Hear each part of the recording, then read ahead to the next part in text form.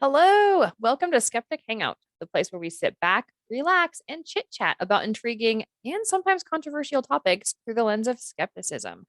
We are Richard and Laura, and we are joined today by a very special guest. Actually, I've got to let you in on a little secret. We are joined today by our newest co host, Josh. Today, we are breaking him in by discussing cultural appropriation. Go big or go home, right?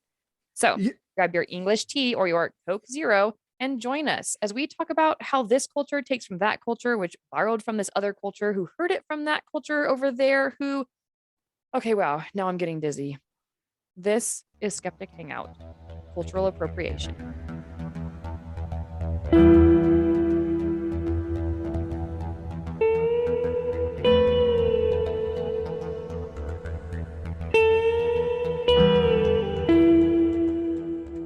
all right.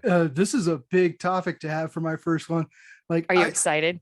I I'm a little nervous on this one because I kind of find myself to be naive and maybe like a little dense when it comes to this subject because I have a hard time figuring exactly where the line on is with cultural appropriation and just like cultural appreciation. Like my sister dated a guy, or actually she married him, so it's a little bit more than dating. Uh, a guy that had a bunch of Japanese stuff, or still does, and like the swords and like the patterns like that, and like there's he's a white guy, but there's a point where you're appreciating that the art and like the culture of it, and I have a hard time seeing exactly where it is that you're taking on the cultural appropriation. Like when you see it, it's like obvious that they've gone too far, but it's like hard to put into words exactly where cultural appropriation happens and where appreciation ends. Yeah, so I think this was, and just for the audience's awareness, Josh helped choose this topic. I think that he's very brave, and I think it's a really good topic. Um, but it's a really big one to tackle on your first day. So I'm actually really excited to see where it all goes. So I wasn't even thinking appreciation. I'm really glad you brought that up because I was thinking the difference from a more academic perspective of cultural appreciation versus or appropriation versus diffusion. And so now we've got multiple different things that we can talk about and ways that we can go with this. So I suspect this is going to be quite the show. Richard, what are your thoughts? Yeah, I think you bang on with the fact that it's opened up a whole new kettle of fish already. Uh, I very much for a long time got into kind of the Chinese culture, touching on Josh's point, and I love that and still do love that stuff. I read up a lot about it when I was doing kind of years and years and years ago when I started doing martial arts, and then like later on, even to an extent within meditation. But and I got like really deeply immersed into that culture, and I think as a broad kind of dividing line between appreciation and appropriation, I think when you start to kind of identify as something rather than just appreciate it, I think that might be a good dividing line between appreciation and appropriation. Because I don't know if that's always a good cutoff point though, because of one kind of cultural appropriation I've heard of is like black people's hair, like with like the dreadlocks and stuff like that. Yeah. And this is something that went right by me when I was younger, and like I've seen Rob Zombie, he has something close to that. I don't think that he's culturally appropriating that hair, but then I heard like somebody complain like blonde women doing the dreadlocks somehow, which I think is even more complicated with their kind of hair. I don't know much about hair, but doing that could be considered cultural appropriation. And that wasn't even necessarily like them identifying as like taking the black culture. That's like seeing something like I want that on me kind of thing, but Right. it's not yeah, considered part of good their point. culture. Very Like I good point. Yeah. enjoy the look of dreads and I want dreads in my hair, which every single person that I've met with dreads, all of whom actually with rare exception have been white. Um Really. that's the yeah, with well, and I live out in a rural, largely white community. So it kind of makes sense that it's mostly like the white kind of hippie kind of people. And that's the explanation they would give is that like it's more of a hippie thing. They don't identify it as being a racial or ethnic thing, although maybe perhaps historically it was. They identify it as being um a part of a different subculture. And so that's where it gets really interesting is cultural appropriation can take on a really, really negative connotation when you're talking about stealing somebody else's culture and presenting it as your own.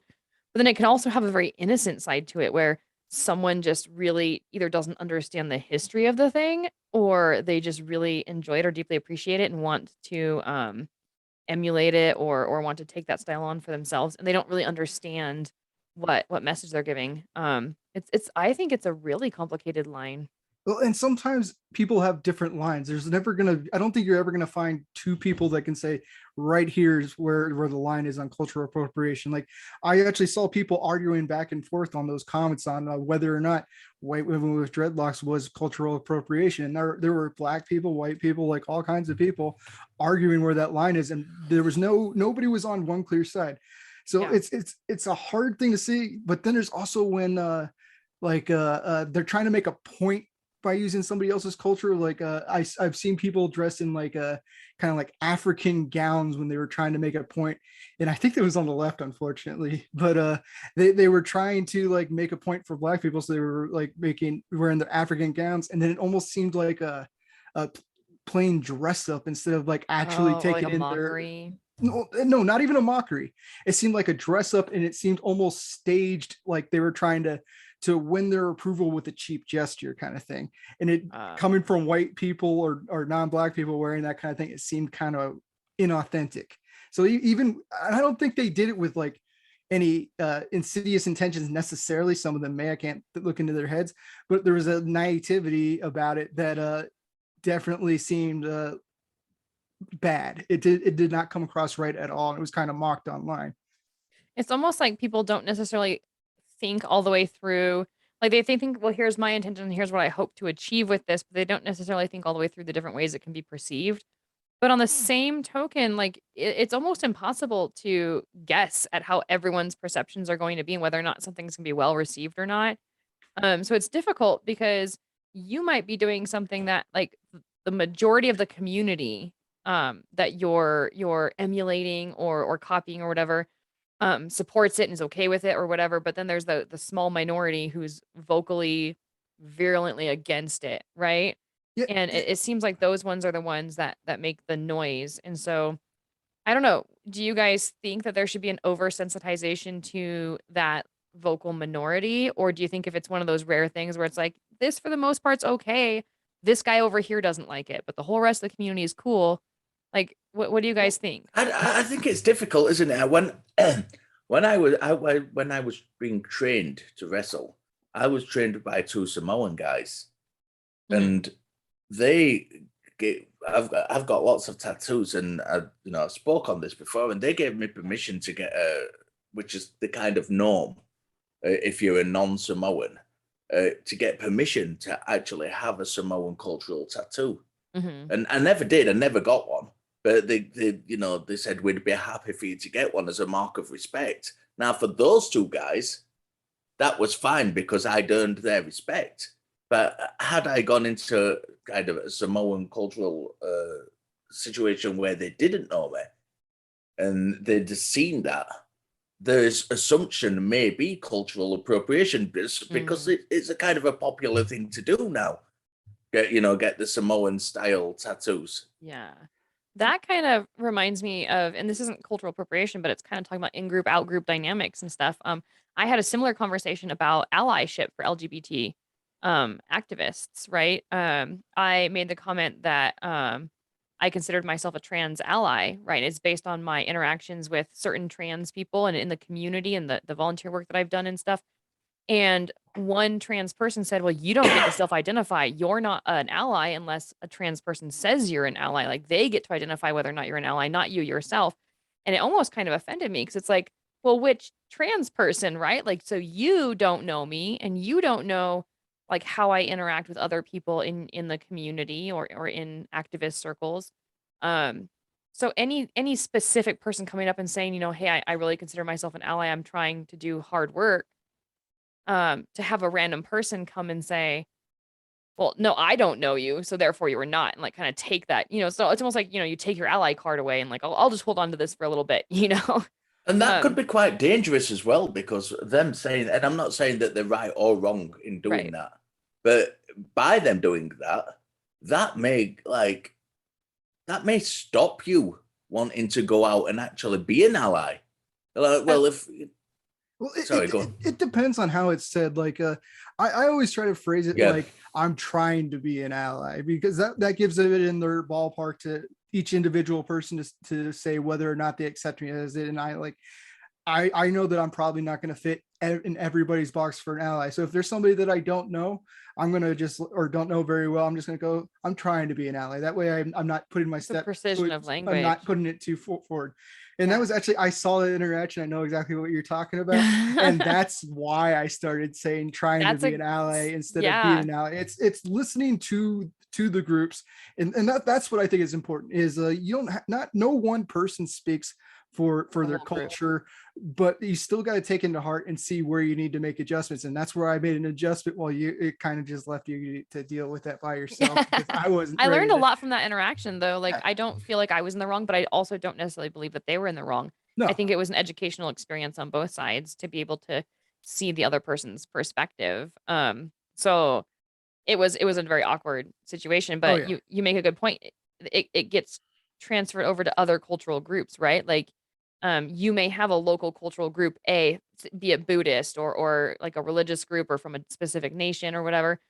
And within the confines of that community, you're accepted in one certain manner. Well, then you go to join another community, or there's crossover, or you get exposure to somebody else, and you don't necessarily get that like automatic approval.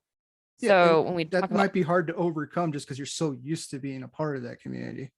you could even cause additional offense that you wouldn't have caused if you if you didn't have exposure, because there could almost be an accidental it could be like an accidental arrogance where you just have a comfort level and you speak in a way that they might find disrespectful, or like what Richard said, you might do something like wear a type of clothing or get a hairstyle or get a tattoo, and the new group is like, well, how dare you, like you don't have a right to do that. Yeah, it's interesting. And then there's also looking back in music, that's another area of culture for people. White people have been intruding into other cultures' music throughout pretty much the entire history forever. Of it. Like I'm a big metal and rock fan, and if you go way back into rock and roll, it was more of a black people's cultural music, and then white people stuck themselves in, and suddenly white people are getting way more famous than the black people are because we're able to just, oh, I like that, I'll intrude in them there. Sometimes it's okay. Like I know a lot of black people that like Eminem a lot, despite him being a white guy. He's typically He's not a for talented I'm sure not rapper. I'm sure not for everybody, but he's one of the exceptions that broke into what is mainly considered to be a black musical arts. But white people were intruding our way into that, and again, not everybody's going to have a problem with that, but some people may have a problem with the fact that this is more part of their culture, and then we're intruding. It's a difference between like listening to and appreciating it, and then intruding into it and trying to make it into your own thing. Yeah, and doesn't it also has to do a little bit with ownership, right? Like, so it's one thing if, say a person appreciates something about a culture, like, Gilliver, you were saying about, and I gotta learn how to just call you Richard now that Gil's, not on as often, but, talking about like the, friend that, or was it Josh that collects, swords, the Japanese swords? It was My Josh. brother-in-law. Yeah. So, that might be seen as just, enjoying or appreciating another person's culture. But when you take something like a genre of music or a style of clothing and then you rebrand it and kind of present it as, oh, it actually belongs to this culture, or this culture starts to predominantly benefit from it, whereas the other culture, like you could say, black musicians made X amount of money off of that genre, but then white musicians just elevated it off the charts, right? To where it's now wildly successful. You can start to make the argument that they took something from that community and are now benefiting off of it, that community can't then share in the benefit, at least not to the degree of the white community. And I'm not saying that white people are the only people who culturally appropriate. Like, that needs to be Yeah, but as white clear, but people, that's probably the most clear thing for us to notice it on. Like yeah. Elvis heavily lifted from black musicians into his act, from the way he moved to the way he sung. Yeah. And like that, I'm not saying he's untalented. I'm not saying he wasn't a good singer or anything, but there's definitely like uh, the culture rose with him to levels that it never was able to rise with black people. And it wasn't because he was more talented than any of them. It was because he had the more acceptable image that the white masses were able to latch on to and basically steal. We're talking marketing, yeah. Yeah. Yeah. I had what about when things like so for example, you know, I'm a Celtic person, and I see all the time people kind of trying to identify with the ancient Celtic kind of identity and dress in a certain way, which is, and a lot of the time it's more fantasy influenced than the actual kind of reality. traditional, yeah. But you know, they're getting the tattoos, and I belong to a group on Facebook which is kind of an Irish folklore group, Huh. and a lot of times in there, the majority of the posts are from Americans. And there's a lot of Irish people on there who kind of stopped posting on there or complained heavily that they're having their culture appropriated by somebody else because of this identifying with a culture. They may have even, like, the grandfather or the great grandfather may have been Irish, but to the Irish on that side, it seems like their culture's been appropriated by someone who has no right to it. Well, when down the line does it stop being part of their culture? Because a lot of people, like, I live in Southern California, a heavily Hispanic area, and like there's like several generations of people that have grown up in America, in California, that still like hold on to their culture from over in Mexico, and I'm like, there's a sea separating your culture from us, but I don't see how distance makes much of a difference if you still have an appreciation for your family's culture. So like, I could see them having a problem with it if it was like, if suddenly I wanted to be Celtic or something tomorrow, you might have a problem with it. But if somebody actually has in their family line, and like their father was passing it down from their grandfather and stuff like that, it doesn't, I don't see how many generations down the line does it suddenly not become their culture, and it's suddenly cultural appropriation. Yeah, so that's a really, really interesting question, because the same people who will say, well, you're not this because you're too far removed, will have their own family lines like down pat, right? And they'll have a lot of pride in there.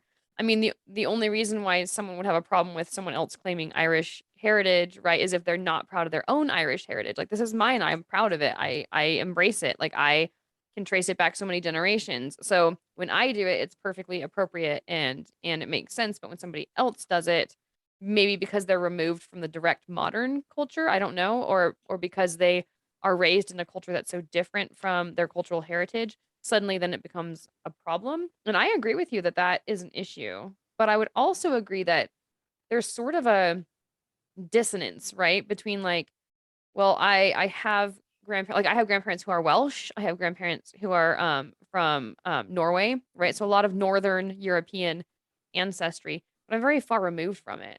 And so there's also this sort of humility that needs to occur with, I wasn't born up and raised up in that culture. I don't speak the languages. I don't know the histories very well. So if I were to go on a page for, say, Norwegian ancestry, right, and start talking as though I were Norwegian, there would be an issue. If I were to go on there and say, hey, all, like, I have heritage from this area, I want to learn more about it, I'm going to keep my mouth shut and read your posts, and I'm going to do more observing, listening, and less presenting my own information or my own details, I would see that as being a little bit more disarming than me coming in there and saying, yeah, I'm Norwegian too, and you need to, you know. But is there a point where you think that you could be capable of have learned enough? Because I assume there are several Right. people that do this authentically, and they want to get in touch with their culture because maybe they fell out of touch or something, Right. and they want to learn, and they start incorporating this cultural aspects into their life. Is there a point where that becomes okay to do, where you can really like say that you've fallen in with your culture? Like, I know you don't go right off the bat and go like, I'm Norwegian, like, call me, say, act like I'm one of you guys. I know you don't do that right off the bat, but like, is there enough time where you can reclaim it, or is it always going to be appropriation at a certain generation? I don't know. That's a very interesting question. And just to jump in quickly before we move on and clarify, I don't actually have a problem with it. I just want to make that clear. It's, You seemed very aggravated. no, I don't have a problem with that. It was an observation. You had your wrestler persona. I was gonna meet them in Oh. the streets. But no, it's interesting, and it kind of leads into as well the point that I was going to make about people who that this is why I brought the ancient Celtic thing into it. People who haven't come from that lineage, who start to identify. And I was actually thinking more along the lines of, like Laura brought up, the Norwegian stuff. Like now we see in culture, we see a push to kind of these like with the success of things like Marvel's Thor and things Oh like that. yeah, the Viking ancestry and the Norse And there's a lot mythology. of programs on Vikings out Yeah. there, and computer games and all this Metal kind of bands. stuff. Yeah, Yeah. and people are starting to take on that identity as kind of.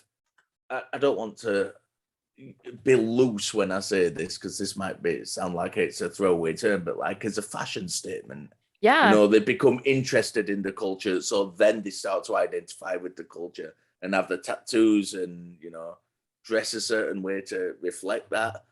And that, I think, is probably crossing the line of cultural appropriation between what Josh was saying about reclaiming your cultural identity to something which might be a little bit different and taking on that cultural identity. Yeah. I, So go ahead, Josh. Oh, I was just gonna say, like that the kind of Norse thing. It's it's definitely almost become like Greek mythology for a lot of us, in that it doesn't really feel in tune with today's culture. So that I think that's why, like, I listen to a lot of Viking metal bands that just sing about Odin and like going off and like pillaging villages and stuff like that, and just like taking the gods and the Norse mythology and making it into like some epic thing. And I don't think a good chunk of them actually have any cultural relations to that culture at all, other than the fact that it looks badass and sounds badass in a song. So like, I don't know if there's a certain point when Is like that not the epitome of cultural appropriation, though, doing that?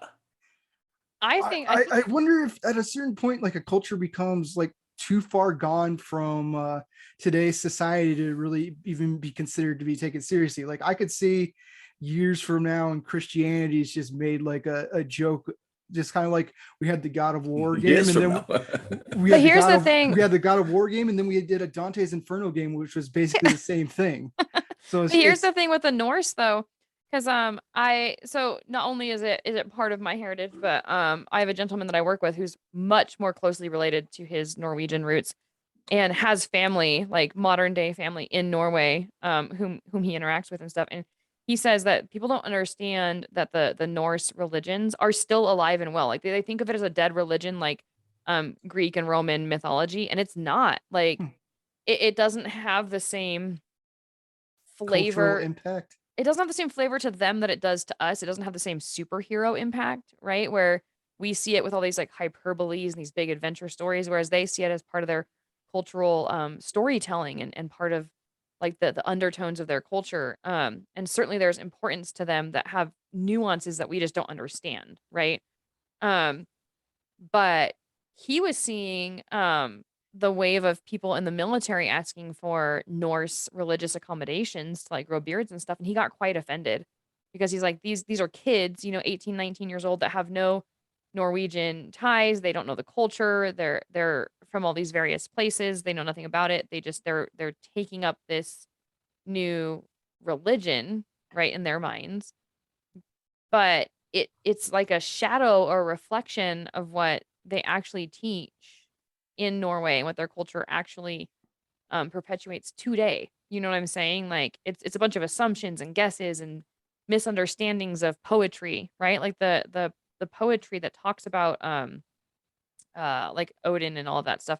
It's very powerful poetry and it's very important, right, to their culture.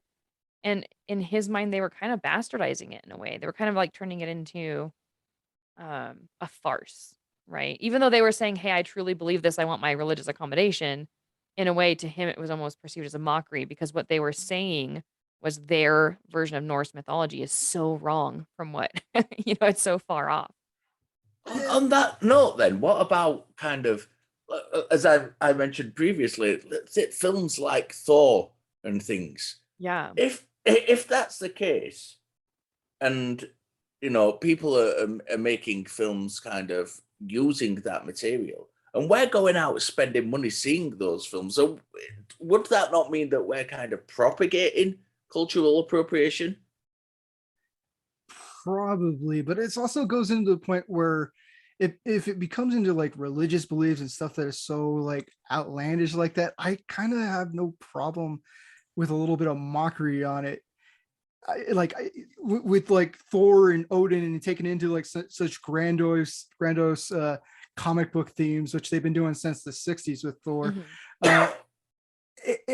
It doesn't seem bad to me because I think like those religious gods have no purpose in this world. So it's like I would never like become like somebody that I would never like take on their culture and act like it like I'm a part of it and appropriate. But if you could, I don't have any respect for ill-founded religious beliefs, and I put Thor and Odin in that. So Mhm. it's like a hard little area where I'm probably pissing somebody off, but like I don't know if I have any respect for the beliefs. I have the respect for the rights to believe it, but I just like South Park drew Muhammad on their cartoon, and that was against their ideas. I was perfectly fine with that. It'd be weird if I suddenly drew the line with Odin or Norse mythology and thinking that it's above that just because some people take that as part of their culture. If you Is try there to not a take it as your difference, though? own, if you take it as your own, it's cultural appropriation. But like putting in like the comics and the movies, nobody thinks that's what actual Norse mythology is. I know people that don't even know that Thor is anything other than a comic book character. Like it's definitely a little bit of erasure there, but I again, it's a god lore. I don't give a shit if people have those beliefs mocked a little bit. But is there not a difference between drawing a cartoon of Muhammad and making up all stories and giving him kind of a persona and using the character to create an entirely different persona of They told a story with him in South Park. It was a Super Friends episode. He was basically one of the Super Friends. So it's not like they just drew Muhammad and like that was it. They voice acted him and everything. Yeah, so this is where it gets really, really tricky because I honestly am, and this is my opinion. This isn't like, anything objective or anything like that, but I don't like the idea of things being taboo of, well, I can do it, but you can't, or this is mine and not yours. Like, I really have a hard time with saying, like, these clothes are just for this culture, or this music is just for that culture, or this character came from this culture's mythology, therefore that character is off limits. I really strongly believe in cultural diffusion of the sharing of ideas and the sharing of styles and stuff like that. Um, but I also believe that it's important to sort of maintain that what do you call it when you have like a receipt that goes with you where when you take it from one place to another and you sign off, it's like a trail of where something's gone. I can't think of what it's called. But it kind of traces back like, okay, this book has been to this person and that's been to that person and that person. You can kind of trace back its I movement. get the idea of what you're saying. Receipt sounds fine to me. Yeah, like I like the idea of hanging on to where things come from and like understanding their roots or their deeper meanings. Like for example, the Thor thing.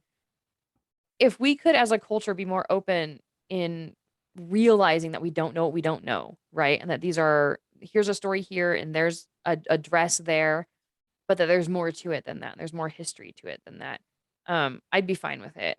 I think I have a problem when so if we were to take on a form of dress for mockery to say like, well, this culture's silly, right? Or so like people would talk about like, okay, so if we made like Halloween costumes, right, that were just from another person's culture and like making fun of, That Yeah, that's like a Native American costume yeah, is like in it's a poor taste. right, it's a little bit mocking, right? Or yeah, like you said, poor taste. I kind of have a problem with that, and then I have a problem with the idea of claiming something as your own and profiting off of it when it really came from somewhere else. And I don't know how really to prevent that, because certainly Marvel is definitely making money off of Thor.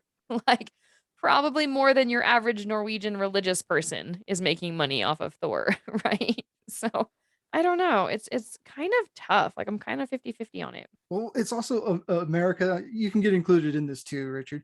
America is a melting pot. So like all those Yeah. cultural ideas are going to come together. And I don't even think there's going to be any malice when we take stories and stuff like Thor going into comics. I don't think there was any malice in there. Just Stan Lee wanted to put Thor as a hero in his stories.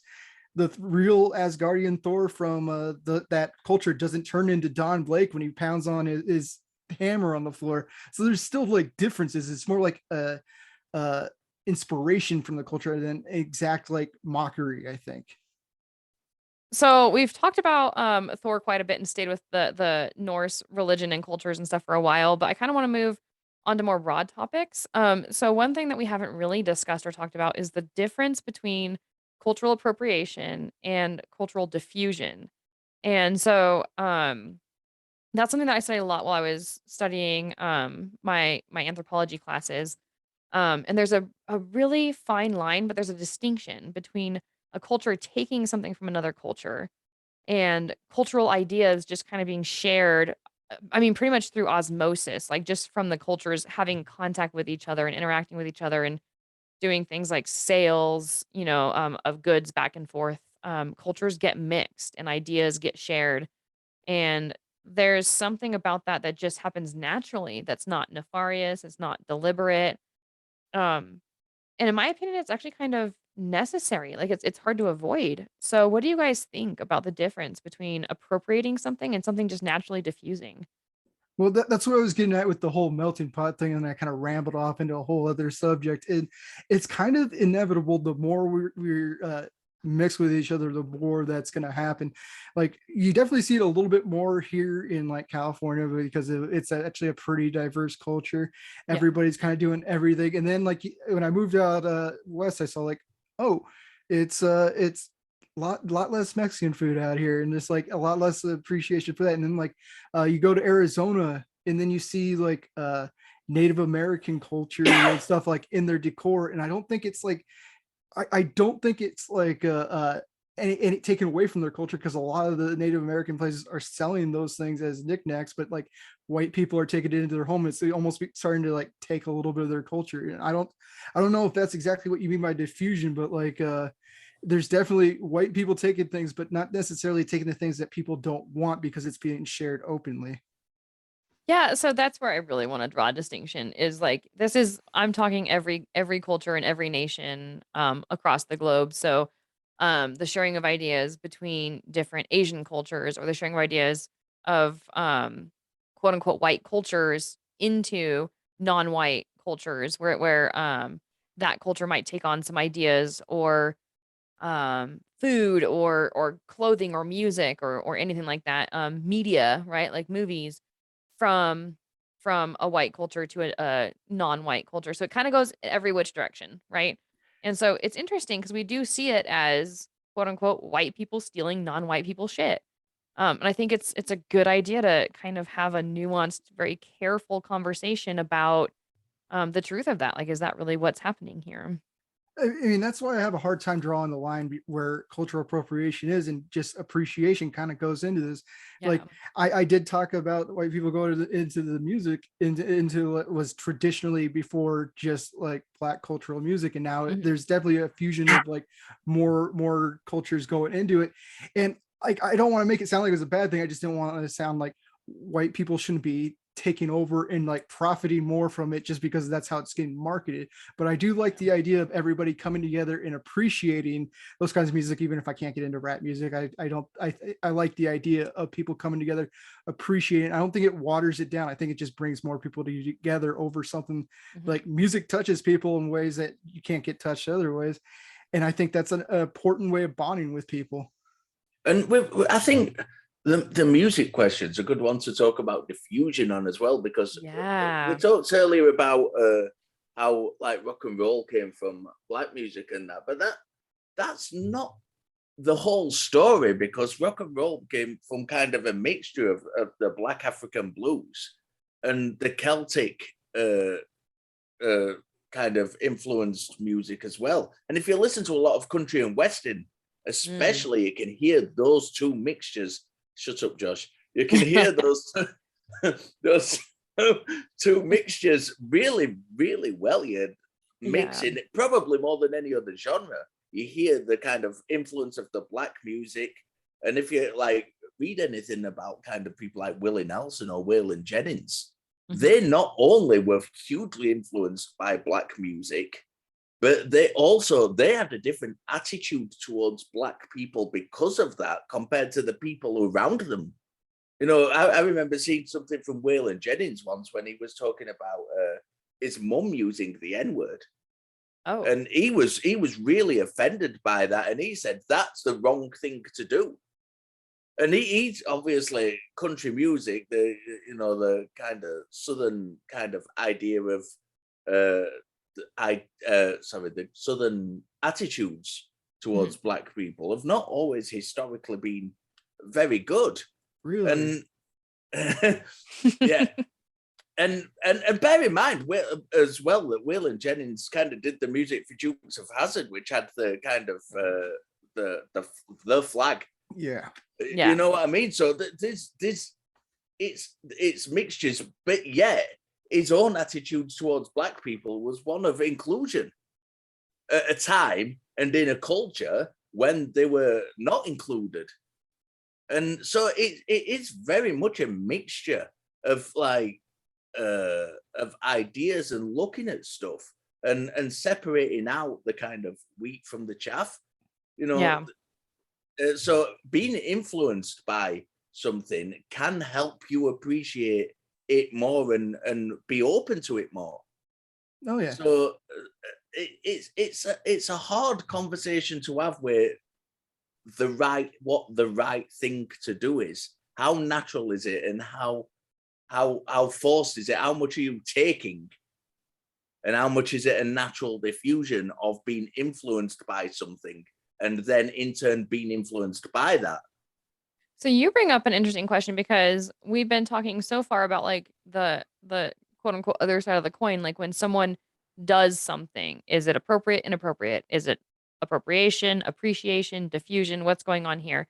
But it is good to be able to crack it open and look at the other side of like your culture. Is the fact that you have a culture that's different from other cultures on Earth, does that somehow make it uniquely off limits or out of reach to other people, right? Like, we talk about like Native American art and culture is really beautiful and fascinating. And I know a lot of people who like the style and like to collect it and stuff like that. So I have heard once that it's offensive to have dream catchers in your house because you're not, and I don't have any, but it was somebody making an argument to somebody else online about dream catchers being offensive in your house because you don't know the cultural importance of it, and you're kind of it was almost seen as like being disrespectful of the Native American culture that it came from. And I don't know which Native American, because I know there's different tribes and different cultures. There's not just one Native American culture. Yeah. But there's this balance between, is the person who's expressing interest in this other culture's stuff being insensitive, and the other culture being maybe too sensitive, where they feel this sort of need to hang on to what's theirs and not allow it to diffuse, while simultaneously wanting the whole world to see it and buy their stuff. And like there's this sort of balancing act that to me is mind-bogglingly complex. I would say it's impossible to get it right every time.